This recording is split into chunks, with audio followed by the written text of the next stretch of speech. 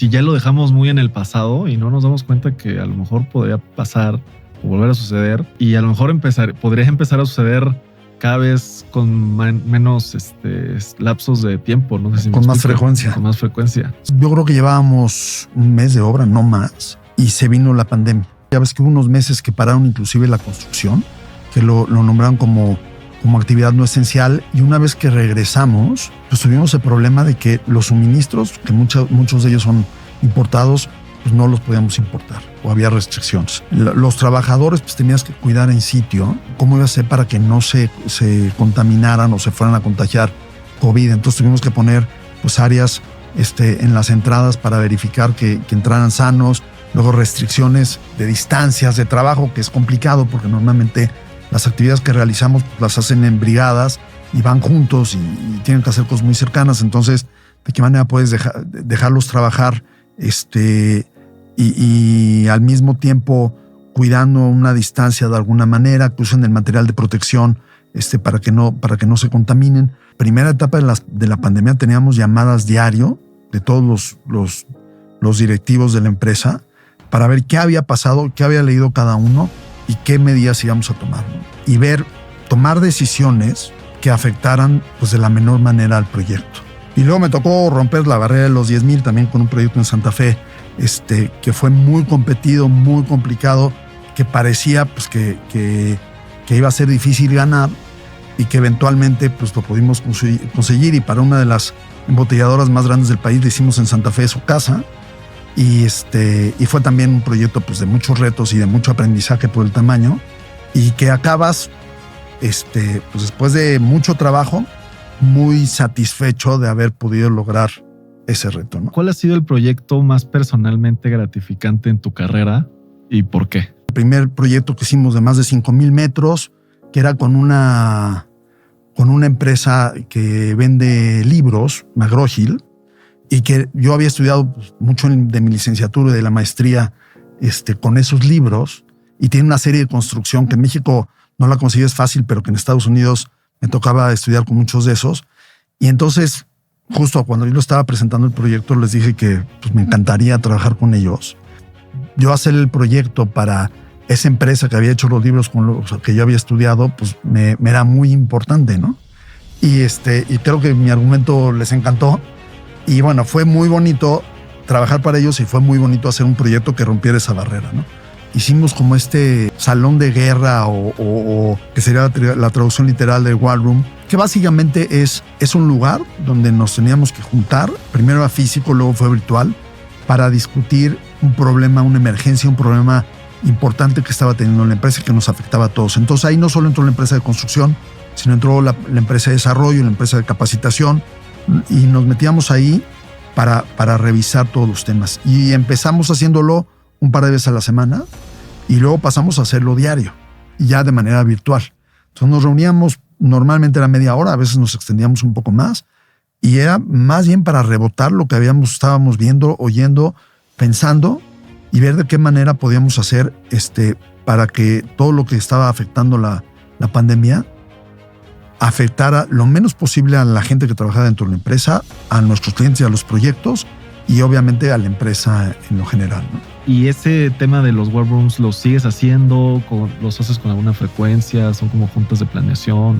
Llegamos a la hora y pues parecía que no había mucha gente. Pero pues a la hora que empezamos a caminar los bungalows, teníamos, no sé, como unos...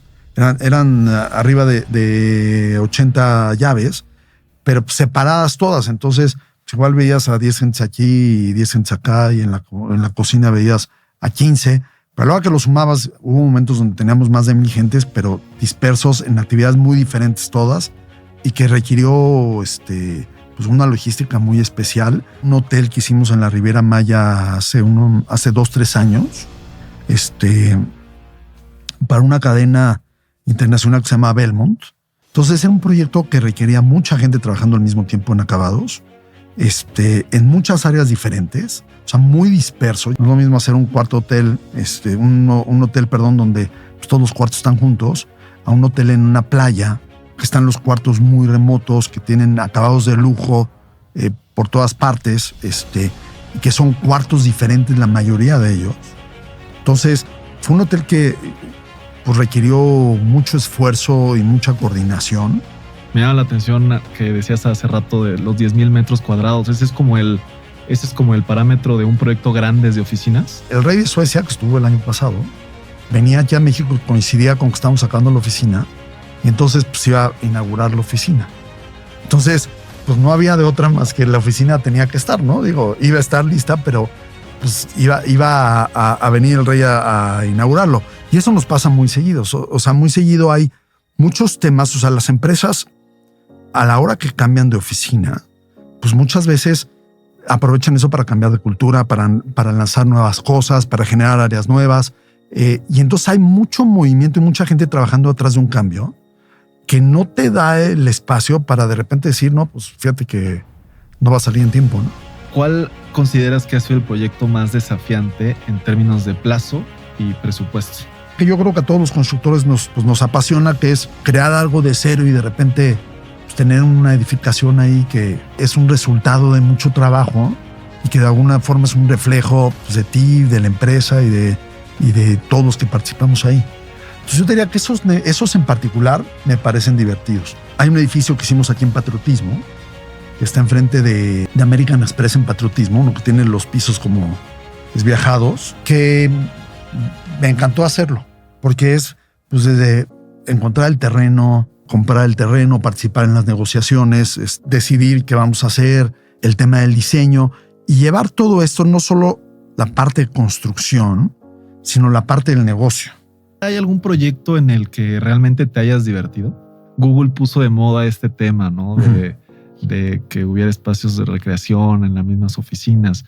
¿Tú o en Alfa o con tus clientes han detectado cuál es el impacto de ese tipo de espacios o invertir en ese tipo de espacios para el personal? Porque el problema que tienen muchos corporativos hoy es que la gente pues, no quiere regresar o no quiere regresar todos los días o muchos días a la oficina y prefiere hacer home office. Entonces, la oficina tiene que ser un espacio más atractivo para que los colaboradores regresen ahí con gusto. ¿Por qué? Porque se la van a pasar bien, porque van a poder convivir con sus colegas, porque van a poder hacer amigos, porque van a poder trabajar mejor en espacios flexibles.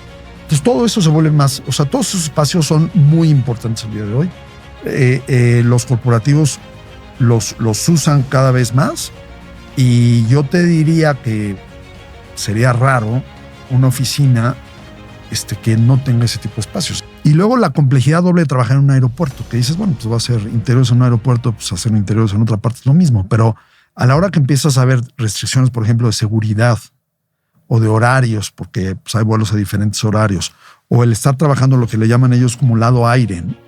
Que es cuando pasas tu migración, estás en un lado que es tierra, y cuando pasas migración, pues ya estás en lado aire, ¿no? Cuando pasas, digamos, seguridad más que migración.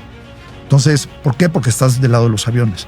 Entonces, las restricciones para todo son altísimas. Para cómo metes un material, cómo pones, si puedes poner andamios o no, los ruidos que puedes hacer, los horarios que puedes trabajar.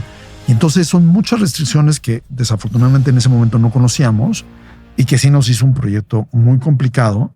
Y ahí yo te diría que mi error fue pensar que pues, por ser un buen constructor vas a poder ser un buen constructor de todas partes. Pero ¿cuál ha sido el mayor fracaso en proyectos de construcción y qué aprendiste de él?